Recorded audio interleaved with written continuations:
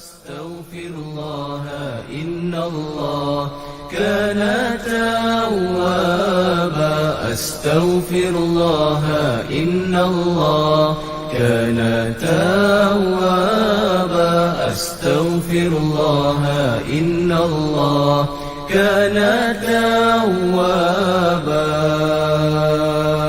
أستغفر الله إن الله كان توابا أستغفر الله إن الله كان توابا أستغفر الله إن الله كان توابا أستغفر الله إن الله كان ضعف ثم جعل من بعد ضعف قوة ثم جعل من بعد قوة ثم جعل من بعد قوة ضعفا وشيبة يخلق ما يشاء وهو العليم القدير ويوم تقوم الساعة يقسم المجرمون ما لبثوا غير ساعة كذلك كانوا يؤفكون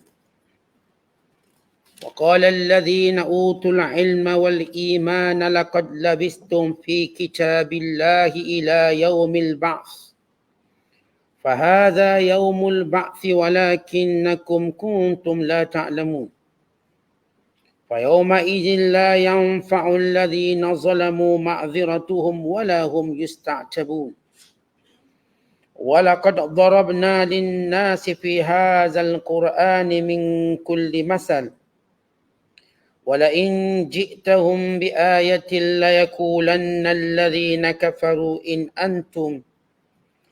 إن أنتم إلا مبطلون كذلك يطبع الله على قلوب الذين لا يعلمون فاصبر إن وعد الله حق ولا يستخفنك الذين لا يوقنون صدق الله العظيم. Maka janganlah engkau berduka cita wahai Muhammad terhadap keadaan mereka yang demikian, kerana sesungguhnya engkau tidak dapat menjadikan orang-orang yang mati hatinya itu menerima ajaranmu, dan tidak dapat menjadikan orang-orang yang peka itu mendengar seruanmu apabila mereka berpaling undur disebabkan keingkarannya. Dan engkau tidak dapat memberi petunjuk kepada orang-orang yang buta mata hatinya supaya menjauhi kesesatan mereka. Engkau tidak dapat memperdengarkan seruanmu itu melainkan kepada orang-orang yang sedia beriman akan ayat-ayat keterangan kami. Kerana mereka orang-orang yang menurut perintah. Allah yang menciptakan kamu bermula dengan keadaan lemah. Selepas berkeadaan lemah itu, ia menjadikan kamu kuat. Setelah itu, ia menjadikan kamu lemah pula serta tua beruban. Ia menciptakan apa yang ia kehendaki. Ia menciptakan apa yang dikehendakinya. Dan dialah jua yang maha mengetahui lagi maha kuasa. Dan semasa berlakunya hari kiamat, orang-orang yang berdosa akan bersumpah mengatakan bahawa mereka tidak tinggal dalam kubur melainkan sekadar satu saat sahaja. Demikian mereka sentiasa dipalingkan oleh fahaman sesatnya dari memperkatakan yang benar. Dan bagi menjawabnya, berkatalah orang-orang yang berilmu serta beriman, demi sesungguhnya kamu telah tinggal menurut yang terkandung dalam kitab Allah sampai ke hari kebangkitan, yakni hari kiamat. Maka inilah dia hari kebangkitan yang dijanjikan itu. Akan tetapi kamu dari dahulu lagi tidak mahu mengetahui kebenarannya. Maka pada hari itu tidak berguna lagi bagi orang-orang yang zalim sebarang alasan yang mereka kemukakan untuk melepaskan diri. Dan mereka pula tidak diberi peluang untuk memohon keredaan Allah. Dan demi sesungguhnya kami telah mengemukakan kepada umat manusia berbagai kisah dan perbandingan dalam Al-Quran ini. Dan demi sesungguhnya jika engkau membawa kepada mereka sebarang keterangan, sudah tentu orang-orang kafir itu akan berkata, kamu ini tidak lain hanyalah orang-orang yang membuat dakwaan palsu. Demikianlah Allah meteraikan hati orang-orang yang tidak mahu menerima jalan mengetahui kebenaran. Oleh itu bersabarlah wahai Muhammad, sesungguhnya janji Allah itu benar. Dan janganlah orang-orang yang tidak meyakini apa yang engkau sampaikan itu menjadikan engkau resah gelisah. Kita berada pada penafsiran ayat-ayat terakhir surah Ar-Rum, surah yang ke-30 pada juzuk yang ke-21, bermula ayat 52 sehinggalah ayat 60. Sekaligus menutup penafsiran surah Ar-Rum. Kalau sebelum ini dalam surah yang telah atau dalam ayat-ayat yang kita bacakan menceritakan dalil-dalil kekuasaan Allah, keesaan Allah dan juga gambaran serta contoh bagaimana manusia dibangkitkan kembali pada hari kiamat kelak. Dan Allah SWT menyatakan tentang sifat orang-orang kafir. Bila mana mereka ditimpa dengan kebinasaan, mereka pasti akan berputus asa. Maka pada ayat yang berikutnya, Allah mengembirakan Nabi SAW supaya senantiasa bersabar dengan penolakan, dengan persendaan, dengan sikap angkuh, bongkak, sombong para penentang, para penyembah berhala dan orang-orang kafir. Kata Allah Ta'ala, فَإِنَّكَ wahai Muhammad, sesungguhnya engkau, la tusmi'ul mauta, tidak mungkin mampu mendengar, memperdengarkan orang mati. Artinya orang yang sudah mati hatinya tidak mungkin mereka akan mendengar ucapan, dakwah, ajakanmu. Wala tusmi'us summad du'a, dan tidak juga orang yang pekak mampu mendengar peringatan, pengajaran dan juga nasihatmu. Idza wallaw mudbirin, kerana sikap mereka sentiasa hendak berpaling daripada kamu. Sikap mereka bukan nak dengar, sifat mereka tak nak dengar. Sifat mereka bukan nak fikir, sifat mereka tak nak fikir. Sifat mereka bukan nak timbang-timbang dulu apa yang mereka dengar, tetapi menolak terus. Walhal mereka mengetahui sifat benar Nabi SAW. Bila manusia tidak mahu berfikir, sedangkan ia merupakan suatu keterangan yang jelas, satu bukti yang jelas tentang kerasulan Nabi Muhammad SAW dan juga kebenaran Al-Quran dan juga dalil yang dibawa yang berkait dengan kebangkitan semula, yang berkait tentang penghisaban dan lain-lain. Sifat manusia ni, tuan-tuan sekalian, manusia normal, orang cakap apa dia akan bagi ruang untuk dengar. Dan sebagaimana dia akan bagi ruang untuk berfikir. Itu manusia normal. Manusia tak normal yang penuh dengan kebencian, hasad, dengki, dia memang tak nak dengar. Apatah lagi berfikir. Kalau ditanya kenapa mereka tak nak dengar? Apakah mereka perlu bayar sesuatu untuk dengar? Apakah mereka dipaksa dengar? Apakah mereka tidak mengenali watak orang yang menyampaikan kebenaran ini? Bila sikap manusia yang Allah Ta'ala sebut, idza wallaw mudbirin, sikap mereka sentiasa hendak melarikan diri. Sifat mereka tidak mahu mendekati Nabi SAW. Maka kalau orang tu tidak mahu dekat sesuatu, masakan dia akan dapat kebaikan. Orang ni kata Allah, al-mauta, mati hatinya. Orang ni kata Allah, as-summa, pekak telinganya.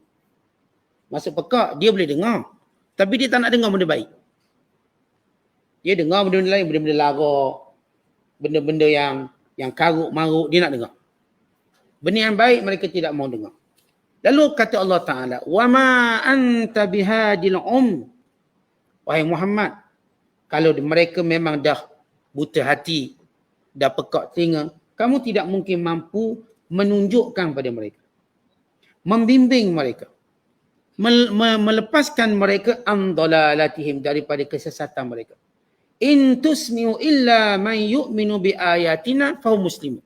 Hanya yang akan mendengar ajakanmu wahai Muhammad, ajakanmu wahai Nabi sallallahu alaihi wasallam ialah orang yang memang beriman dengan tanda-tanda kebesaran Allah dalam keadaan mereka menyerahkan diri kepada Allah. Dalam ayat ini kata Allah Subhanahu wa taala, yang hanya mengambil manfaat daripada setiap ucapanmu wahai Muhammad SAW, daripada dakwahmu, daripada nasihatmu, ialah orang-orang yang beriman, yang percaya. Maksud orang yang beriman di sini ialah orang-orang yang tadabbur setiap apa yang kamu cakap, berfikir dengan setiap apa yang kamu lontarkan, dan dengan itu mereka mengubah. Kan Nabi SAW mengubah manusia. Rasulullah dengan Quran yang diturunkan bertujuan mengubah manusia. Yang pertama, mengubah cara berfikir. Sebelum mengubah i'tiqad, keimanan.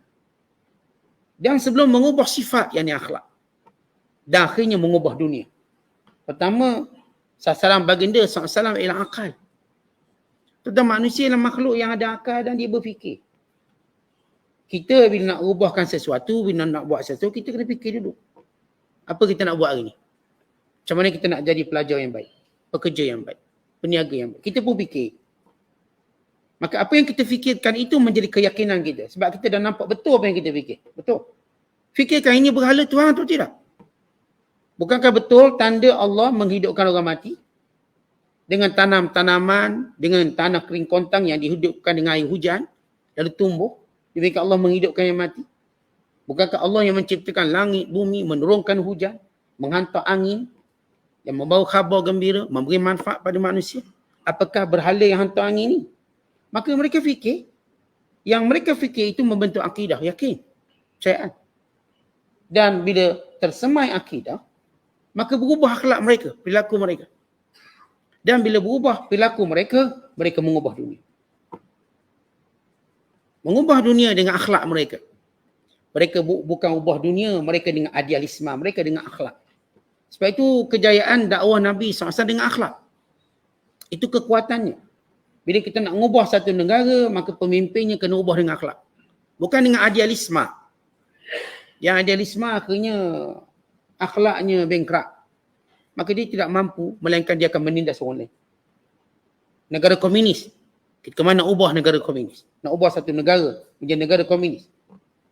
Bila berlaku revolusi Bolshevik tahun 1917 di Rusia, mereka bina idealisme, akhirnya apa mereka buat? Mereka membunuh semua yang tak bersetuju. Memenjarakan. Bila Mao Zedong, pemimpin komunis China, dia membina idealisme Karl Marx dalam negara dia, apa dia buat? Dia bunuh dan menganggap agama sebagai candu. Lalu dia mengusir semua orang. Dan demikian juga setiap pemimpin diktator yang membina idealisme pemerintahan. Apa mereka buat? Yang menentang dibunuh. Tapi lihat bagaimana Islam. Islam suruh kita fikir. Sehingga membentuk akidah. Bukan idealisme tapi akidah, kepercayaan. Kerana dia berkait pahala dosa. Syurga neraka. Hisab. Dia bukan bentuk idealisme yang berkata kami berjaya di dunia. Kemudian ia mengubah pada akhlak. Kemudian lihat bagaimana ia menyantuni setiap yang menentangnya dengan memaafnya. Dengan berakhlak mulia dengan mereka. Akhir penentang diamankan dengan akhlak. Lalu penentang berubah menjadi orang yang bersama dengan mereka. Ini beza setiap ideologi yang ada atas dunia. Yang saya kata bila ideologi ada, bila Pol Pot, dia membina ideologinya. Apa yang dia buat? Dia bunuh semua orang Islam. Dia tukar masjid menjadi kandang babi. Hampir 2 juta orang yang dibunuhnya. Rejim Pol Pot. Kerana idealisme komunis. Semua negara bila dia membina apa pun idealisme, dia akan memusuhi sebagian besar rakyat yang tidak menyokong. Tapi Rasulullah SAW bukan membina idealisme. Rasulullah membina akhlak. Sesudah Nabi membina akidah. Akidah yang benar. Percaya pada pahala, dosa, syurga, neraka. Percaya pada takdir Allah SWT. Lalu mereka mula mengubah akhlak mereka menjadi baik. Apa yang Rasulullah buat bila Nabi masuk Mekah? Mendamaikan, mengampunkan. Menjadikan semua merasa aman. Apa yang Rasulullah buat bila Nabi masuk Madinah? Meletakkan suatu piagam Madinah untuk menjadikan semua rakyat merasa aman dengan keperbagian latar belakang mereka. Yahudi merasa aman dengan jaminan Nabi SAW. Demikian juga golongan-golongan yang lain. Sehinggalah piagam ini dikhianati oleh Yahudi. Tapi Rasulullah tidak memusuhi secara asas mereka. Tapi meletakkan asas perdamaian, keamanan, perkongsian dan sebagainya. Ini supaya kita faham tentang apa yang Rasulullah ubah. Yang bila Allah kata yang beriman ialah orang-orang yang benar-benar tadabbur dan berfikir. Yang berfikir, akhirnya mereka tahu ini betul. Bila betul, ia akan membentuk suatu keyakinan. Maka keyakinan ini membentuk suatu akhlak yang baik. Kenapa? Kerana orang yakin sahaja yang mampu berakhlak baik. Orang tak yakin dia tak mampu akhlak baik sebab dia akan rasa rugi. Rugi. Sebab dia nampak kepentingan. Orang berakhlak melihat balasan. Melihat kedudukan di sisi Allah. Sebab itu bila berniaga akhlak lain. Bila kita berjiran dengan akhlak lain. Bila kita bersahabat akhlak lain. Bila kita bekerja dengan akhlak lain. Bila kita memerintah dengan akhlak lain. Kenapa keimanan tadi? Kemudian sesudah Allah menyebut tentang kelompok yang tidak akan sekali menerima. Dek buta mata hati dan juga dek kerana pekak telinga mereka, kan tak nak fikir, kerana sifat mereka sentiasa nak lari. Lalu Allah Ta'ala menyebut tentang atwar hayatil insan. Kalau dahulu Allah cerita tentang kejadian itu dan kejadian ini. Kalau Allah Ta'ala cerita tentang berubah daripada bumi kering kontam di bumi yang subur. Allah menceritakan setiap kejadian ciptaannya. Maka kali ini Allah Ta'ala menyebut tentang ciptaannya yang berada pada kehidupan manusia sendiri. Kalau dulu cerita hujan, cerita kapalnya, cerita anginnya, cerita tumbuh-tumbuhannya, cerita buminya, dan cerita tentang manusia. Lihat apa yang Allah kata. Allahul ladzi khalaqakum. Dia Allah yang menciptakan kamu. Jelas, yang menciptakan kamu bukan berhala. Maka terbatallah akidah berhala itu Tuhan. Saya selalu sebut, berhala tidak mencipta, bukan dicipta. Sifat Allah mencipta. Dialah yang menciptakan kamu. Siapa yang berani dakwa yang lain ciptakan manusia?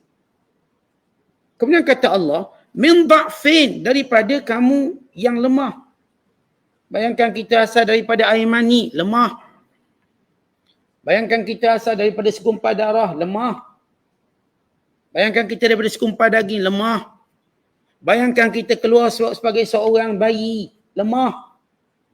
Yang tak mampu buka matanya, tak mampu menggerakkan anggota badannya. Kata Allah, dialah menciptakan kamu, asal mula kamu lemah. Thumma ja'ala min ba'di dha'fin quwwah. Kemudian kamu jadi dewasa dan kuat. Tulang dah keras, dah boleh berjalan. Akal dah matang, dah boleh berfikir, dah boleh buat pilihan sendiri. Kamu dah boleh cari nafkah, dah boleh cari rezeki. Kamu dah boleh pertahan diri kamu dan pertahankan maruah kamu. Ini kekuatan kamu. Kemudian kata Allah, summa ja'ala min ba'di quwwatin dha'fan wa syaibah. Kemudian selepas kamu kuat, kamu kembali lemah dan beruban. Allah sebut perkataan lemah. Kamu akan lemah. Maka Allah sebut tu, indikator lemah itu apa dia? Uban. Maka bila kita berubang saja, kita tak mungkin boleh buat apa yang kita buat masa kita tak beruban. Sebab itu dalam syair Arab menyatakan, ya laita syabab ya'udu yauman fa ukhbiruhu bima fa'alal mashi.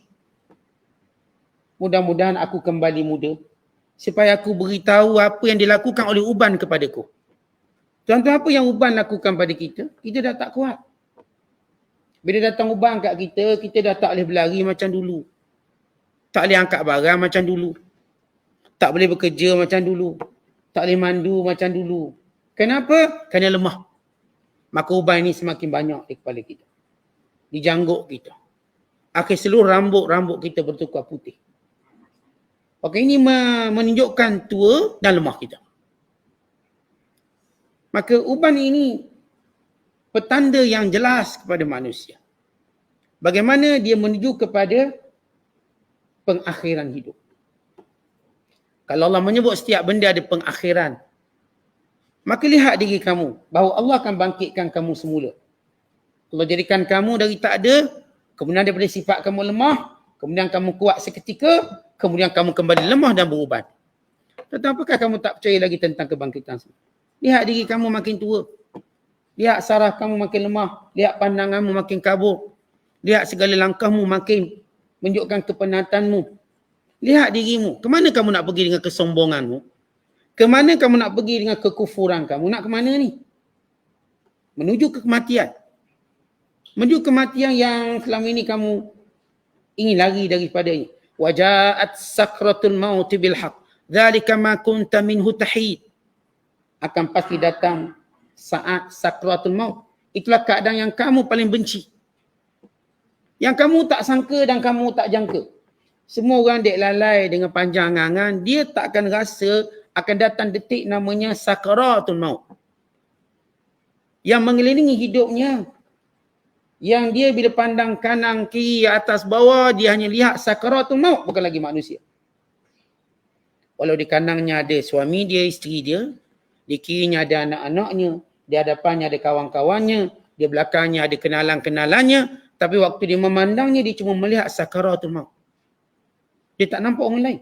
Wa nahnu aqrabu ilaihi wa nahnu aqrabu ilaihi. Kata Allah, pada hari itu kami lebih dekat kepada kamu daripada yang lain-lain, yakni malakul maut. Walaupun orang tu duduk bercegak depan kita, yang datang dalam keadaan sakaratul maut, dia tak nampak orang yang cegak depan dia. Dia nampak lain. Nampak apa? Nampak malakul maut. Dia tak akan nampak manusia keliling. Kita panggil lah dia tak dengar. Matanya bulat ke atas. Memandang sesuatu. Walau matanya waktu itu amat terang, tapi dia tak nampak manusia. Dia nampak suatu alam lain. Maka kata Allah, ingat hari ini, yakhluqu ma yasha, dan Allah menciptakan siapa yang dikehendaki. Wa huwal alimul qadir, dan Allah Maha mengetahui lagi Maha berkuasa. Baik, ayat ini menjelaskan bagaimana kita sedikit demi sedikit luntur kekuatan kita. Kita sedikit demi sedikit menuju zaman tua dan zaman lemah kita. Kita sedikit demi sedikit menuju kepada Allah Subhanahu Wa Taala. Maka akan berakhirlah ciptaan kita. Akan berakhirlah kehidupan kita. Bukankah itu dalil tanda Allah berkuasa? Apakah ada manusia yang boleh menyekat ubannya? Oh boleh, saya dalkan rambut, saya hitamkan. Dia kembali putih. Saya akan buat dengan cara pakai shampoo, suburkan rambut. Dia akan kembali putih. Buatlah apa pun, dia akan kembali putih. Saya akan cukur kepala saya botak, biar hilang uban. Dia akan tumbuh kembali putih. Sila lakukan apa yang kita nak. Sebagaimana kita buat semua petua untuk jadi kuat, dia tetap kembali lemah. Nak kuat macam mana? Tanya orang 70 nak kuat macam mana? Dia jogging tiap-tiap hari. Dia makan benda berkhasiat. Dia makan telur ayam. Ayam kampung. Dia makan dengan ayam kampung sekali. Sup merpati. Sup angsa. Carilah semua petua. Sup arnab. Makan betok. Sekian-sekian. Dia tetap tua. Dan dia tak boleh kembalikan kekuatan dia. Kita tuan-tuan ditipu, ada orang tua.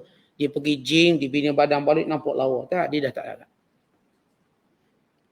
Dia menipu untuk tunjukkan kekuatan. Kita tengok. Kita manusia punya marahil, atwa, peringkat. Kita akan makin lemah.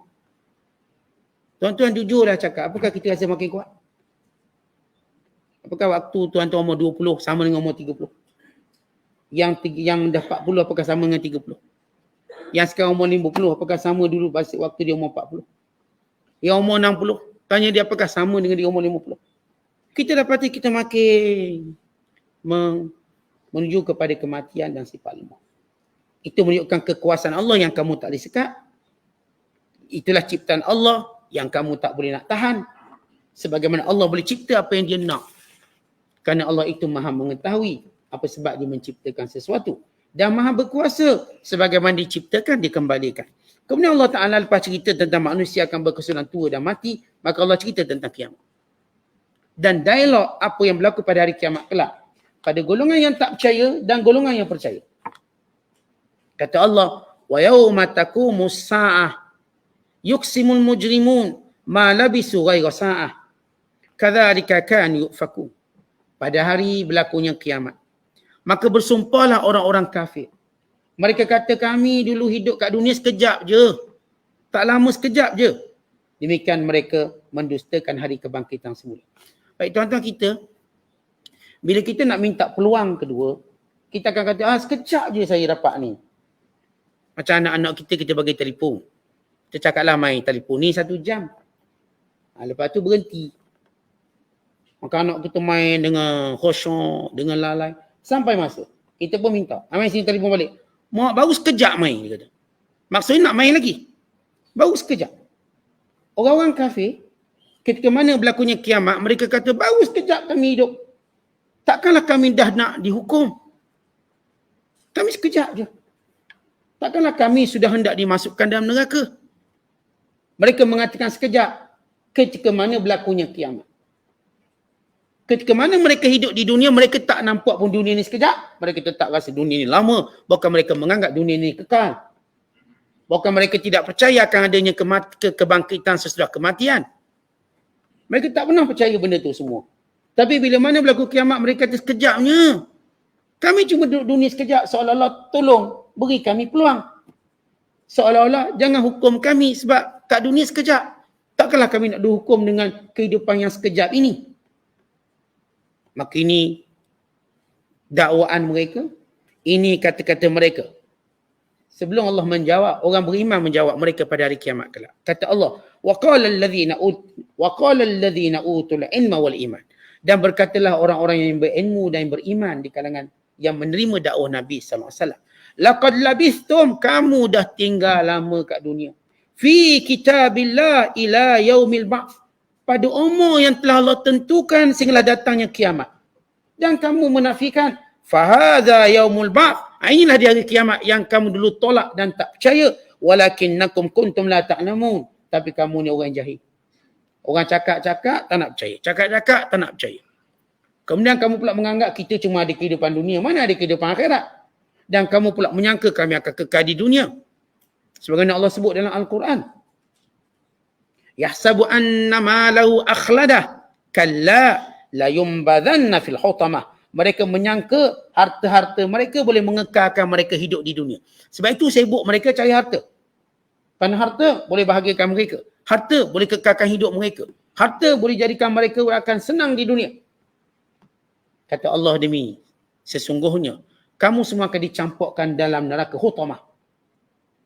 Jadi hari ini, hari di mana orang kafir melihat kiamat berlaku sungguh macam Nabi sebut.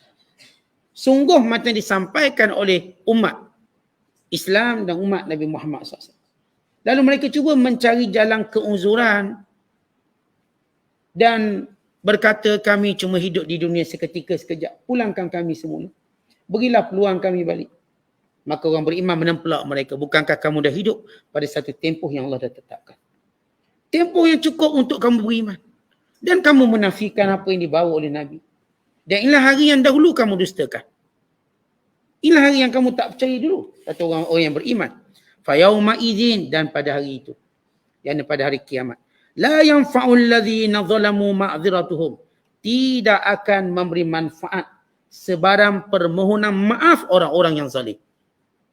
Tak ada. Tak akan diterima, maaflah kami tersilap, maaflah. Maka Allah cerita dalam Al-Quran, walau tara idzil mujrimuna nakisu ru'usihim 'inda rabbihim rabbana absarna wa sami'na farji'na na'mal salihah inna muqinun. Kalau kamu melihat, wahai Muhammad, keadaan orang-orang kafir pada hari kiamat, menundukkan pandangan mereka dengan kehinaan, sambil mereka berkata, wahai Tuhan kami dengar dan kami lihat, dah kami tengok dah kiamat ni betul, maka pulangkan kembali kami ke dunia, kami dah yakin sekarang. Maka tidak diterima keuzuran mereka. Tidak diterima apa pun alasan mereka. Seorang bila dibuat satu jenayah, apakah diterima alasannya bila dibuat jenayah? Contoh, dia membunuh. Lalu polis pun tangkap. Dia kata, saya tak tahu pula bila bunuh orang kena hukum bunuh. Tak, awak tak tahu tentang undang-undang, bukan satu keuzuran untuk bebas daripada undang-undang. Seorang bila buat salah je, kalau dia kata saya tak tahu, apakah mahkamah terima alasan tak tahu? Kalau seorang buat jenayah, saya tak tahu pula salah, saya tak tahu pula, itu pun dibicara, tapi hakikatnya boleh dijatuhkan hukum masalah. Kerana sebarang permohonan maaf, hatta walau tak tahu sekalipun, tak akan diterima. Sebab apa yang kamu buat ni salah besar. Seorang dia melakukan sekian-sekian jenayah, sampai kat mahkamah dia kata, saya tak tahu hukuman dia macam ni, saya tak tahu pun benda ni salah. Takkan orang terima kerana kamu maklum ini jenayah. Sebab Rasulullah dah beritahu, kamu mempersendakannya, kamu mempermainkannya. Tiba hari ni kamu kata kami tak tahu, atau kamu nak kata kami cuma hidup sekejap, atau kamu nak kata maafkan kami. Kata Allah, walahum yusta'tabun, dan mereka pada hari itu tidak akan diberikan kemaafan. Kalaupun mereka bertaubat, tidak akan diberikan penerimaan dan keredaan. Perkataan yusta'tabun, artinya mereka tak akan diberi lagi peluang untuk mendapat redha Allah Ta'ala. Tak akan. Allah sudah tidak redha dengan sifat mereka membutakan hati, memekakkan telinga untuk mendengar kebenaran. Sesudah Allah Ta'ala menjelaskan tentang bagaimana penyesalan, bagaimana keadaan orang-orang yang tidak beriman pada hari kebangkitan, pada hari akhirat kelak, dan bagaimana sifat orang beriman yang menempelak golongan ini, yang terus menerus mempermainkan dan mempelekehkan dakwah yang dibawa oleh Nabi sallallahu alaihi wasallam. Maka Allah Taala menceritakan walaqad darabna linnas fi hadzal Quran min kulli mathal. Sesungguhnya Al-Quran ini telah beri contoh macam-macam untuk menjadikan manusia itu beriman, untuk menjadikan manusia itu bertauhid pada Allah, untuk manusia itu sedar bahawa yang berkuasa itu Allah, bukan berhala. Yang esa itu Allah, bukannya Tuhan-Tuhan yang kamu adakan. Yang mampu mengembalikan kamu, membangkitkan kamu semula ialah Allah, bukannya penafian kamu. Kami beri contoh banyak. Contoh kebangkitan semula sama ada hujan yang menuri bumi yang kering kontang, atau ciptaan kamu manusia, atau perengkat-perengkat perjalanan hidup kamu manusia, mati dan kemudian akan hidup. Tentang kamu dahulu tak pernah terjadi lalu kami ciptakan. Kami beri contoh macam-macam. Sebab kalau kita lihat dalam Al-Quran, banyak amsal. Amsal artinya contoh-contoh. Contoh tadi cukup jelas. Kami cerita tentang kenapa kamu sekutukan Allah. Apakah kamu suka kalau kamu, orang yang duit banyak, tiba-tiba hamba kamu itu berkongsi dengan kamu akan harta? Masukkan hamba kamu pemilik bersama dan bagi dua. Apakah kamu reda hamba itu berada satu level dengan kamu? Tak mungkin kamu reda. Tentang siapa yang bila dia dipangkat, dia macam suka orang tu satu level dengan dia? Tak mungkin kita suka. Kalau kita ayah, nak tak anak kita satu level dengan kita? Tak mungkin. Kalau kita ibu, nak tak anak kita satu level dengan kita? Tak mungkin. Saya ibu, awak anak. Kita level berbeza. Bila saya cakap, awak dengar. Sebab saya ibu awak. Tak ada orang nak suruh level dia sama. Kalau orang tu bos, lalu pekerja nak level yang sama. Bos nak cuti, minta dengan saya kebenaran. Sebagaimana saya minta dengan bos bila nak cuti. Apakah macam tu? Apakah seorang tu bersetuju level macam tu, satu level? Tekan saya bos ni aja, tuan-tuan pekerja, tuan-tuan nak cuti minta dengan saya. Bos minta cuti, okey boleh. 2 hari je cuti, jangan lama-lama. Misalnya. Kemudian saya pula nak cuti. Bos, kena minta kebenaran kami dulu. Bos nak cuti. Takkan ada orang setuju. Takkan ada orang bersetuju. Bos, gaji bos kena sama dengan kami. Bos gaji berapa? 5,000. Kami pun nak 5,000. Kita kata, siapa bos? Saya ke awak bos? Kita sama-sama bos. Sama-sama bos. Kita satu level. Tuan-tuan, siapa yang membenarkan benda itu? Tiba-tiba diangkat berhala yang kaku maku tadi. Lalu nak letak satu level dengan Tuhan. Kebodohan apa ini? Kegilaan apa ini? Kecanduan apa ini? Ini kebobrokan apa ini? Mana akalnya? Allah beri satu contoh yang cukup mudah. Maka semua ini manusia yang saya katakan walau mudbirin, sikap mereka tak nak fikir dan nak berpaling. Tak akan ada saya katakan atas dunia seorang akan redha label dia sama. Perdana Menteri sehamba mana pun dia tak akan jadi satu level dengan rakyatnya. Tak mungkin. Dia mesti berada pada satu posisi khas. Kita pada posisi kita. Dia posisi dia, bilik dia pun besar. Boleh tak kita nak minta bilik sama dengan dia? Tak boleh. Sebab dia bos. Kita nak suruh raja tu satu level dengan kita. Boleh tak boleh? Tak boleh. Dia raja. Kita rakyat. Kita redha dengan perbezaan tadi. Dan kita memuliakan, menghormati. Apatah lagi level Allah tiba-tiba ada seorang ambil patung, baru cipta 3-4 hari, lalu kata ini Tuhan. Seorang ambil patung, buatlah bentuk ikut dia suka, lalu kata Tuhan. Maka ini satu benda yang saya katakan kalau orang tu ada akal. Tak mungkin boleh masuk akal dia. Maka lihat Al-Quran beri satu perumpamaan. Sebagaimana Allah cerita tentang umat-umat yang dibinasakan. Kita dah selalu sebut umat-umat dibinasakan sebab apa? Bukan kerana salah takbir urus negara. Bukan kerana ramai perompak dan penyamung, tidak. Ada negara, satu negara penyamung. Sebagaimana kisah kaum Lut. Kaum Lut, penduduk negara Sadum, kerja mereka merompak. Semua dari atas sampai bawah merompak. Mana-mana orang luar datang, mereka akan merompak. Mereka akan ambil. Dan mereka anggap benda tu satu benda yang mulia. Saya diceritakan pada saya, ada satu tempat dekat Asia Tenggara. Tempat. Dia siang, dia orang jadi pelaut, malam jadi lanu. Satu kampung.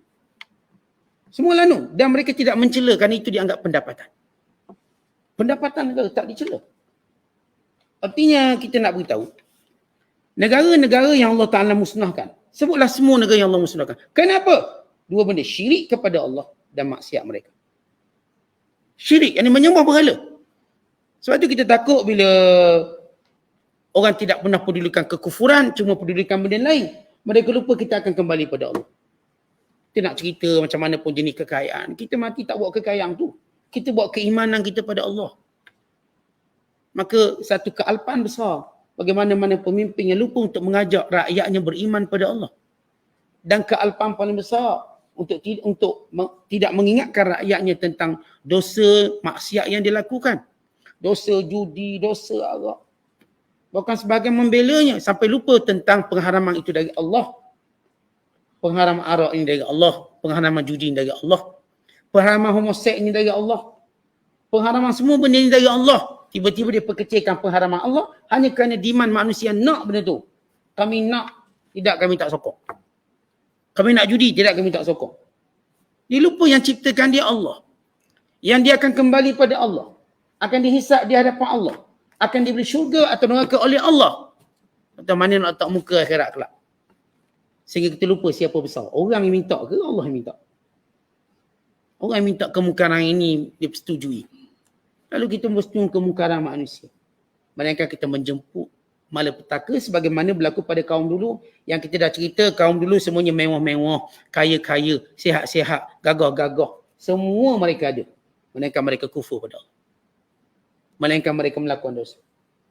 Mana-mana negara kafir. Kalau Allah panjangkan umur tuan-tuan dan panjangkan umur saya, kita akan melihat satu persatu kehancuran negara kafir. Allah ma'ilah melainkan mereka beriman. Allah ma'ilah melainkan orang beriman di dalamnya terus memainkan peranan untuk mengajak manusia beriman. Sebab dah tak ada dah benda tu. Tak ada dah benda tu. Dah tak ada orang nak ajak berdakwah. Maka negara itu terus menindas orang Islam dan berbangga dengan kekufuran. Maka tunggulah kebinasaan. Sebagaimana berlaku pada India. Dia bangga dengan kekufuran dia. Dia nak hindukan semua rakyat dia. Dia memusuhi semua orang Islam. Dia nak buang semua warga negara umat Islam. Dengan undang-undang barunya.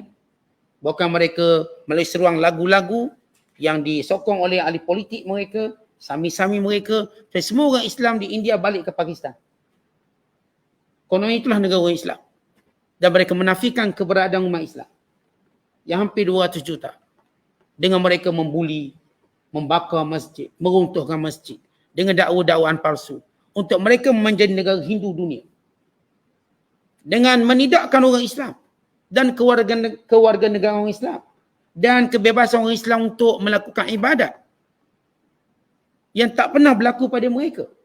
Ni orang Hindu duduk dalam negara Islam. Duduk kat Emirates. Duduk kat Qatar. Mereka bebas mengamalkan agama mereka. Duduk kat Malaysia bebas. Tiba-tiba orang Islam yang duduk dalam negara mereka tak bebas. Maka dikenakan pelbagai bentuk. Aniaya, pembulian. Itu belum cerita Kashmir. Apa yang mereka buat di Kashmir. Ditutup maklumatnya. Dihalang wartawan-wartawan dari masuk. Sehingga kita tidak tahu apa yang berlaku pada saudara kita di Kashmir. Yang dibunuh, yang dirogol dalam penjara. Yang ditangkap. Yang didakwa dengan dakwaan palsu. Ini satu contoh. Negara yang tak memberi apapun kebebasan pada umat Islam melainkan kezaliman. Maka kita katakan, kalau Allah panjangkan umur kita, kita akan melihat kehancurannya. Sebagaimana hancurnya negara-negara yang kufur pada Allah. Yang telah mendustakan nabi-nabinya. Yang telah menzalimi orang-orang yang beriman. Kerana bumi ini milik Allah. Akan diwarisi hanya kepada orang beriman. Maka ini contoh yang hidup yang hari ini yang kita akan lihat. Cerita Samud, kita dah tak tengok, kita tak nampak. Walaupun kesannya ada, kita akan melihat contoh yang terkini. Yang dekat dengan kita. Kita akan melihat satu hari nanti apa yang Allah janjikan. Setiap negara yang saya kata menzalimi agama Allah dan menzalimi orang-orang Islam, mereka akan menunggu akibat yang buruk. Kesudahan yang paling teruk. Ini yang dijanjikan oleh Allah dan Rasulnya. Kemudian kata Allah, "Wala in ji'tahum bi ayatin la yaqulanna alladhina kafaru in antum illa mubtilun." Cukuplah Nabi Muhammad SAW dan Al-Quran itu sebagai bukti kebenaran. Cukup. Tak perlu mereka minta tanda lain. Kerana mereka ini kata Allah, kalau dibawa kepada mereka tanda-tanda yang lain sekalipun yang diminta, tetap mereka mendustakannya. Tetap mereka berkata, kamu ni tak betul.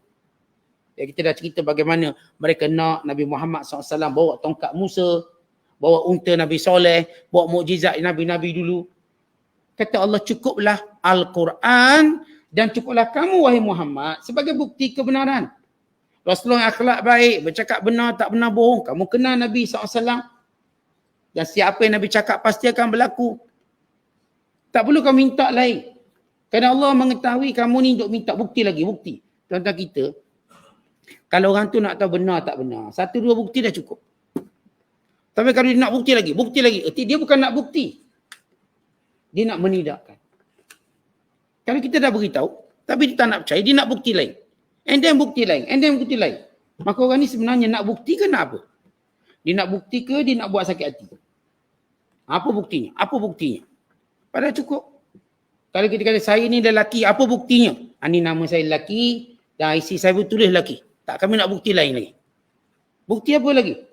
Misalnya, dah terang. Seorang masih minta bukti, apa bukti bahawa ini siang ataupun ini malam, apa bukti? Kata malam kerana matahari dah tenggelam dan bulan pun dah terbit, bintang pun dah kelihatan. Tak, kami nak bukti lain lagi bahawa ini malam. Tuan-tuan, ada benda yang terang bersuluh, nak bukti apa? Kalau seorang kata buktikan bahawa hari ini hari siang. Kita duduk siang tengah hari, matahari tegak atas kepala, tiba dia kata, tolong buktikan bahawa ini siang hari. Tuan-tuan nak cakap apa dengan orang cakap macam tu? Baiklah kita layan sikit lah. Bukti siang hari ni, matahari. Faham tak? Itu bukan buktinya. Kami nak bukti lain. Buktinya tengok ni jam sekarang ni. Pukul 12 tengah hari. Tak, kami nak bukti lain lagi. Artinya dia nak bukti ke ataupun dia sebenarnya nak cuba menafikan yang kebenaran. Orang yang menyatakan tak nampak matahari, sedangkan hari itu siang terang benderang, maka sebenarnya bukan matahari yang tak ada, tapi matanya yang sakit yang tidak dapat melihat matahari. Mata sakit. So, kita kata ada matahari, tapi dia nak duduk dalam rumah tak nak keluar. Mana saya tak nampak matahari? Lah keluarlah dulu, matahari tu ada kat luar. Dia bukan duduk dalam rumah. Pak, saya tak nak keluar. Tapi saya nak tengok matahari daripada rumah saya. Bagaimana kamu nak tengok matahari dari dalam rumah kamu? Kamu kena keluar. Geraklah sikit. Begitulah watak orang-orang kafir.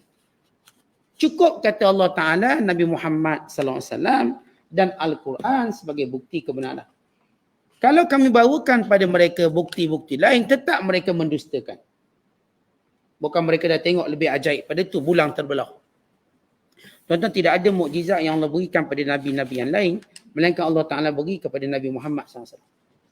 Bahkan mukjizat yang Allah berikan pada baginda sallallahu alaihi wasallam lebih hebat. Kerana Nabi Musa AS membelah laut. Allah beri mukjizat Rasulullah membelah bulan. Laut satu benda yang berada di daratan. Bulan satu benda yang berada di langit. Maka ini mukjizat samawi atau mukjizat alam ulwi, alam tinggi. Ini mukjizat alam rendah. Maka hebat. Tapi apa respon mereka? Tetap sama. Muhammad ini ahli sihir. Waktu mereka minta sekian-sekian perkara. Dan Nabi SAW tunjukkan pada mereka. Watak mereka sama bahkan makin keras. Maka kata Allah, tak guna orang ni dilayan untuk diminta bukti. Kerana cukupkah kamu wahai Muhammad bukti? Sebab tuan-tuan Nabi Muhammad SAW bukti terbesar pada kebenaran Islam. Cukup Nabi Muhammad. Baik, kajilah peribadinya. Apa kurang Nabi Muhammad SAW? Kajilah peribadi dia.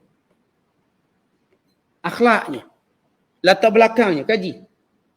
Dan bandingkan dengan semua yang kamu kata dia Tuhan atau yang kamu kata dia yang mulia, bandingkan dengan akhlak Nabi SAW. Maka sampai hari ini mereka tak jumpa mana akhlak buruk Rasulullah. Tunjuk Nabi pemarah ke, pendendam ke, mereka tak akan jumpa. Cukup Rasulullah sebagai kebenaran Islam. Cukup. Siapa yang membaca kisah Rasulullah secara munsif, secara benar-benar, dia baca betul-betul, maka dia tidak akan menidakkan kerasulan Nabi Muhammad SAW. Tentang semua, dalam semua watak. Dalam semua keadaan. Baik sebagai suami, baik sebagai seorang ayah, baik sebagai seorang datuk, baik sebagai seorang jeneral, baik sebagai seorang imam, baik sebagai seorang ustaz, baik sebagai seorang guru, baik sebagai seorang sahabat, baik sebagai seorang tetamu, baik sebagai seorang yang menerima tetamu, baik seorang ahli perang, baik seorang yang ahli damai, ataupun semua yang kita katakan kedudukan sosial manusia ada pada Rasulullah SAW. Kalau cerita ayah angkat, Rasulullah ada anak angkat. Kalau cerita anak tiri, Rasulullah ada anak tiri. Kalau cerita bagaimana Nabi pelakukan hamba, Nabi pun ada hamba. Bagaimana Rasulullah pelakukan hambanya dengan baik. Kalau nak cerita Rasulullah tentang isterinya, Nabi ada isteri, bagaimana Rasulullah perlakukan pada isterinya. Kalau nak cerita tentang anak-anak, Rasulullah ada anak. Nabi ada anak. Nak cerita tentang apa? Rasulullah ada contohnya. Nak cerita peniaga, Rasulullah peniaga. Nak cerita tentang peternak, Rasulullah seorang peternak.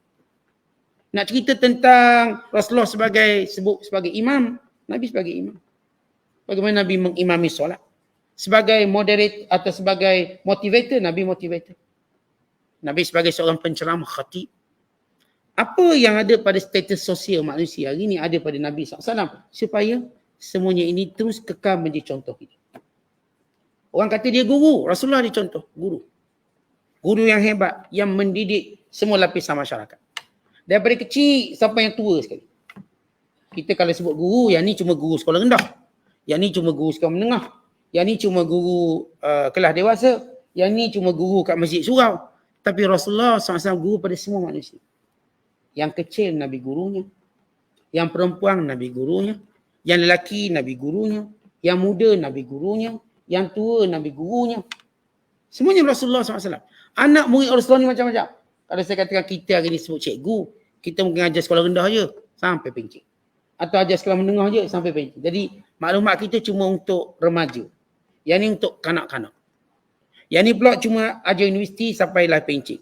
Maklumat dia tentang orang yang dewasa universiti. Tapi Nabi SAW, dia ajar semua peringkat umum manusia. Sekecil-kecil manusia. Sampai yang tua tu. Rasulullah ajar, Nabi didik. Dan hadis ni jelas ada. Jadi, nak cari contoh mana lagi kalau bukan Nabi SAW. Sebab itu cukup Rasulullah sebagai contoh kebenaran. Yang kedua, cukuplah Al-Quran sebagai contoh kebenaran Islam. Cukup Quran. Tuan-tuan nak apa lagi? Taurat sudah membuktikan diri seleweng. Injil juga begitu. Dan mereka sendiri mengakui. Tempoh ditulis Injil. Tempoh ditulis Taurat. Semuanya beratus tahun selepas itu. Dan semuanya punya versi yang banyak. Lalu mereka cuba untuk menimbulkan tashkik pada Al-Quran. Mereka kata Al-Quran mula ditulis pada zaman Sayyidina Uthman. Kata orang ni, dia tak nak baca sejarah. Dia cuba reka sejarah. Al-Quran telah ditulis pada zaman Rasulullah. Cuma dikumpulkan. Itu kena baca. Sudah pun ditulis pada zaman Nabi SAW untuk menunjukkan keaslian. Satu. Dan sudah dihafaz di dada-dada orang Islam.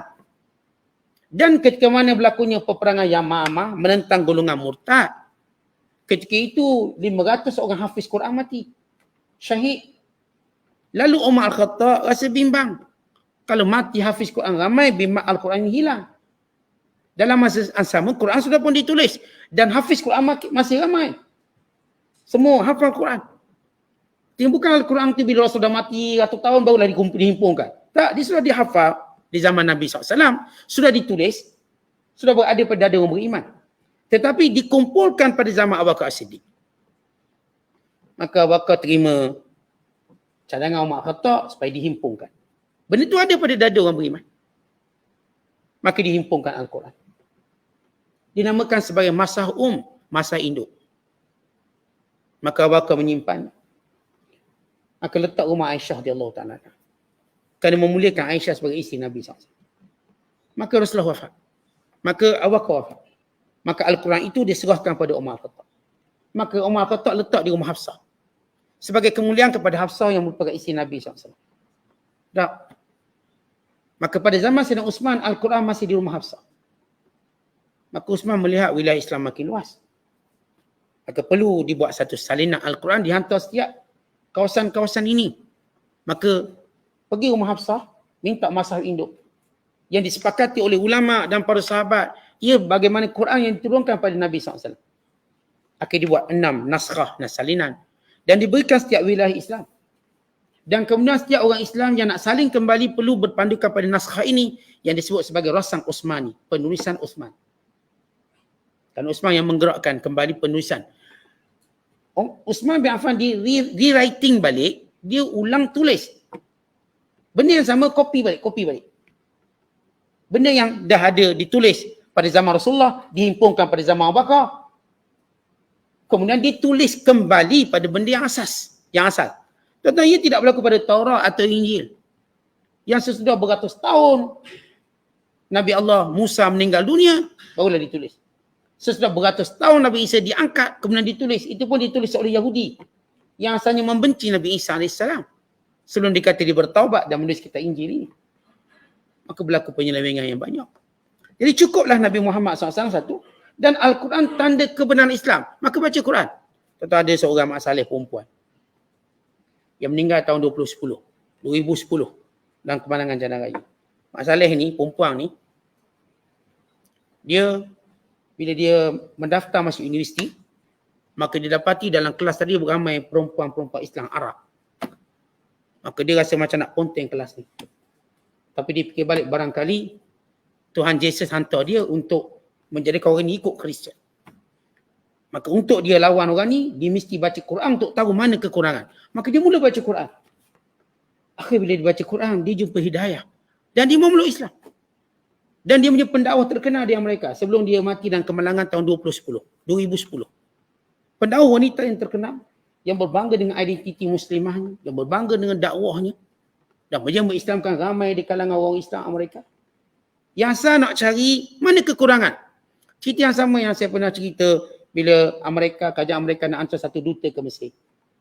Mana-mana duta Amerika bila nak hantar ke Mesir, mereka akan cenderung hantar padri untuk meneruskan dasar kristianisasi ke dalam negara Islam. Ya, ada dokumen-dokumen ini. Maka dia pilih pelajar yang cerdik untuk dihantar duta di Mesir. Lalu yang nak dihantar ini perlu masuk kelas dulu, perlu masuk kelas teologi untuk menguatkan akidah Kristiannya. Profesor yang mengajar di sini tak percaya pada Kristian dan keaslian kitab Bible. Akhirnya mengajar, berdiskusi, berkesudahan dia memeluk Islam. Ini yang sebut wa makaru wa makarallah. Mereka nak melakukan kejahatan pada Islam, sedangkan di sisi Allah tu ada perancangannya. Akhirnya dia masuk Islam. Dia patut menyebarkan Kristian, dia mesti berubah. Sama juga duta Jerman yang dihantar ke Saudi, yang berakhir dengan memeluk Islam. Itu Murad Hoffman. Dan duta Itali yang dihantar ke Saudi pun sama, yang berakhir memeluk Islam. Sebab dia tengok kubur Raja Saudi sama macam kubur orang lain. Tak ada apa-apa. Jas batu nisan. Tak ada bedanya walau dia raja. Dan ini menyebabkan dia Islam. Seorang duta Itali. Tentang ini dia Islam. Artinya dengan Nabi Muhammad SAW dan dengan Al-Quran cukup membenarkan Islam itu benar. Maka dengan dua ini kita berhujah. Dengan Rasulullah dan hadis-hadisnya dan dengan Al-Quran dan penafsirannya.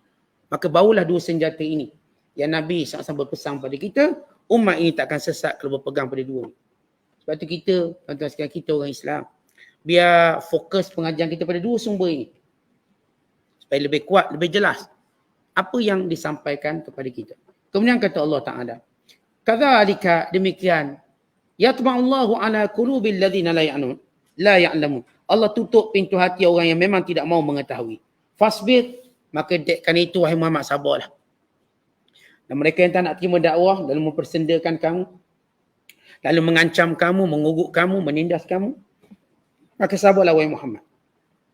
Inna wa'dallahi haq, janji Allah pasti akan berlaku. Apa dia janji Allah? Kemenangan pada orang Islam. Orang Islam yang akan menguasai dunia ini. Tuan-tuan, ini bukan angan-angan kerana Islam sudah pun menguasai dunia dan telah membuktikan penguasaan ribuan tahun. Kalau adalah angan-angan lah, Islam tak mungkin merintah bagaikan pungguk rindukan bulan. Kita kata buta sejarah ke apa? Islam pernah memerintah. Bukan sehari, bukan 2 hari, 1000 tahun. Menjatuhkan Rom, menjatuhkan Parsi. Sehingga luas ke seluruh bumi Afrika. Bahkan ke Asia Tengah. Bahkan 2/3 belahan dunia. Islam pernah memerintah. Dan tidak mustahil Islam kembali memerintah. Itu bukan angan-angan kan ia sudah pun realiti sebelum ini. Ada duk kata angan-angan. Mana Islam boleh memerintah? Siapa kata Islam tak memerintah? Baca sejarah. Baca sejarah. Bermula sejarah Rasulullah yang memerintah Madinah. Dan Khulafa' Ar-Rasyidun yang memerintah sebahagian daripada dunia. Hampir separuh dunia. Pada zaman akhir Sayyidina Ali radhiyallahu ta'ala anhu. Sehingga datang Khilafah Umayyah, Khilafah Abbasiyah dan Uthmaniyah yang membentuk 2/3 dunia. 2/3 dunia belahan Islam. Cuma tinggal Eropah yang menjadi bumi gelap yang tak sampai ilmu. Sehingga berlaku perang salib. Dan Islam masuk ke Eropah. Melalui kesan daripada peperangan salib. Dan sehingga hari ini Islam kuat di Eropah. Dan Rasulullah menjanjikan pembukaan kota Eropah. Pembukaan kota Rom menjadi kota Islam. Akan sampai waktunya. Jadi orang tak faham sejarah. Dia kata mana mungkin Islam memerintah. Tuan-tuan, Islam pernah merintah dunia setakat Malaysia apa sangat. Islam kan memerintah. Umat Islam kan memerintah. Keyakinan ini telah Allah tunjukkan dengan bukti ribuan tahun.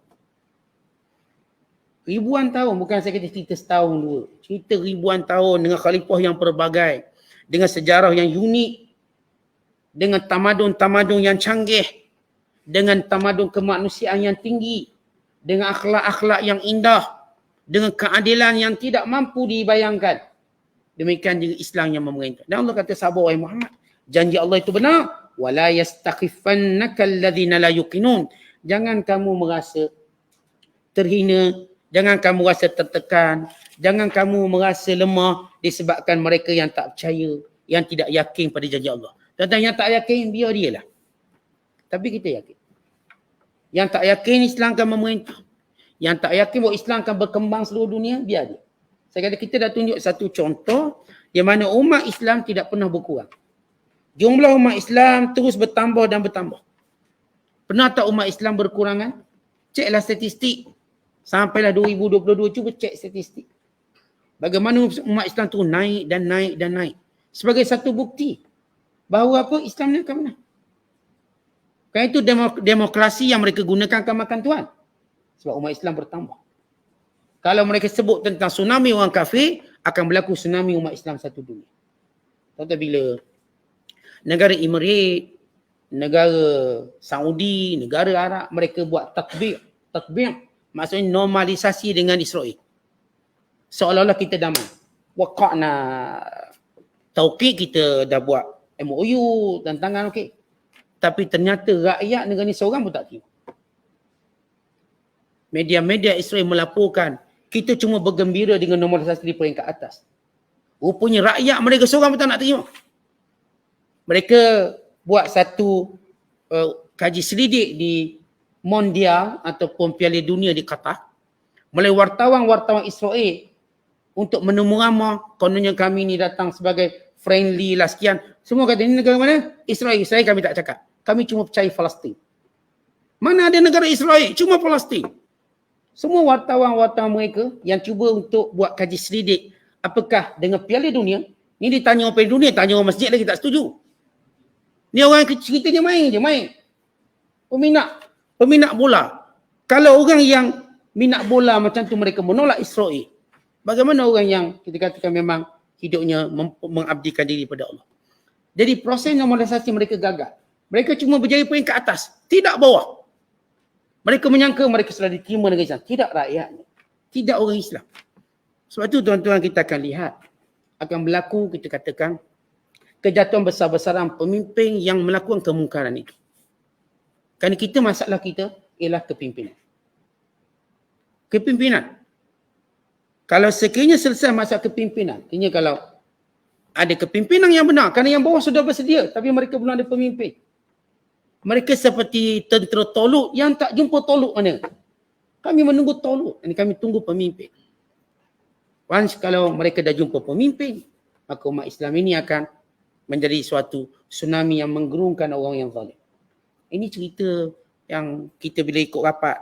Saya tak ikut rapat main bola tu, ikut rapat senario bola dari sudut apa disebut normalisasi yang mereka cuba bawa. Kesan tu.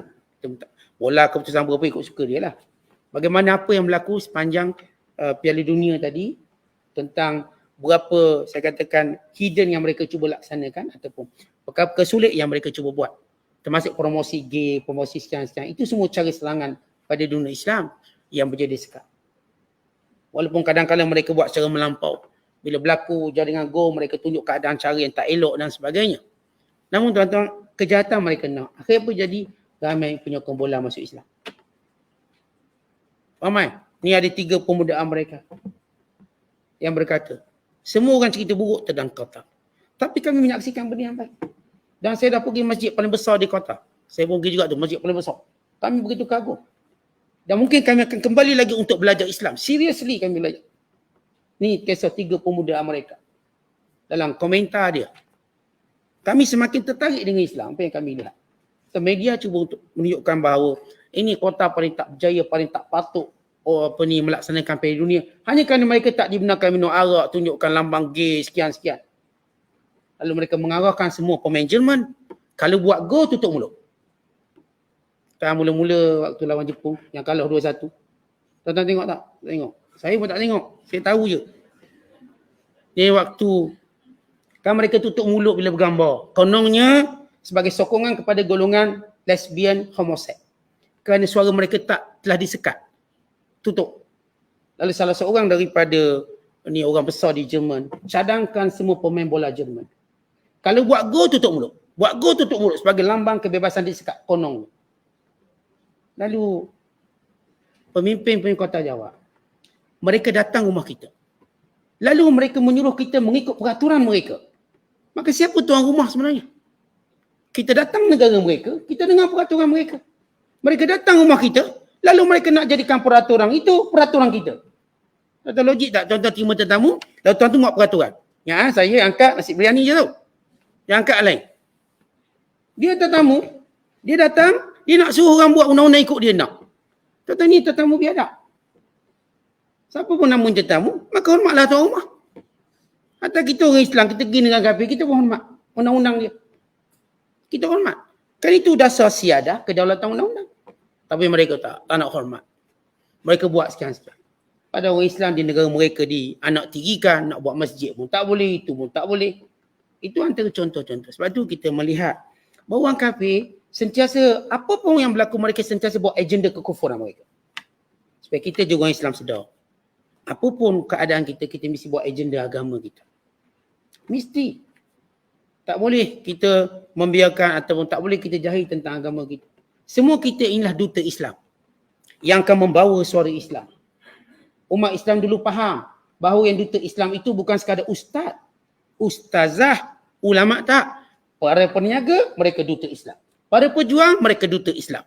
Para petani, mereka duta Islam. Semua mereka ini duta Islam dan semua kita ini duta Islam untuk menyampaikan Islam. Maka kerana itulah Islam berkembang. Ni tak, duta cuma satu, ustaz saya cakap. Kita tak nak cakap. Kata itu kita katakan kelemahan yang berlaku pada orang yang faham begitu.